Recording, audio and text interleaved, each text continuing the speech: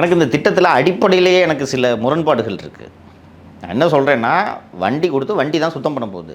அது ஏன் துப்புரவு தொழிலாளிக்கு இந்த வண்டியே வாங்கி கொடுக்குறேன்ன்றது என்னோட அடிப்படை ஆமா, கேள்வி. அதுவே நிறைய பெரிய அரசுகள் கேள்வி எழுப்புனாங்க. அதனால திரும்ப திரும்ப அங்கேயே நீ ஏன் அங்கேயே போய் சாக்கடையிலே அவனை ஏன் தள்ளுறன்ற கேள்வி எனக்கு உண்டு. சரி இல்லைப்பா தொழிலதிபர் ஆக்குறன்ற, சரி பண்ணிக்க.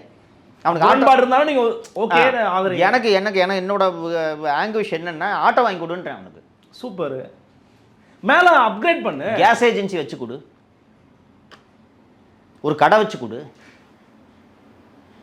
வாகனம் வாங்கி கொடு. ஏன் அவனை திருப்பி சுத்திகரிப்பு வேலையில் ஈடுபடுத்துறன்றது என்னோட கிரீவன்ஸ். திராவிட மாடல் நீங்க சொல்றதான பண்ணிருக்கணும். ஒருத்தர் செய்யற தொழிலையே திருப்பி திருப்பி மாத்து. இதுதானே குலத்தொழில் திட்டம். எங்க அப்பா மேனுவலாக அள்ளிக்கிட்டு இருந்தாரு, எனக்கு வண்டி வச்சு நீ மிஷின் மூலமா அள்ளுன்ற, இது எனக்கு பிடிக்கல. பாயிண்ட்.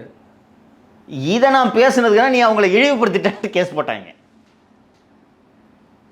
இதுக்கு இந்த அருண், செல்வப்பெருந்தகை, சேகர்பாபு எல்லாம் கூட்டணி. இதற்கு தான் இந்த தாக்குதலை ஏற்பாடு பண்ணுறாங்க. அவர்களுக்கு தெரியும் இந்த விஷயம் பேசுபொருளானால் விசாரணைக்கு வந்தால் செல்வப்பெருந்தகை சிறை செல்வார் என்பது அவர்களுக்கு நன்றாக தெரியும். இது மொத்த ஸ்கீமும் ஸ்கேமு. சிறை வரைக்குமான வாய்ப்பு இருக்குது. ஏன் சிபிஐயில் கரப்ஷன் கேஸில் ஜெயிலில் அரெஸ்ட் பண்ண மாட்டாங்களா? விளையாட்டாது, ஃப்ராட் தனப்பாது. ஓகே. துப்புரவு இன்னொன்று, இந்த வாகனம் யாருக்கு கொடுக்கணும்?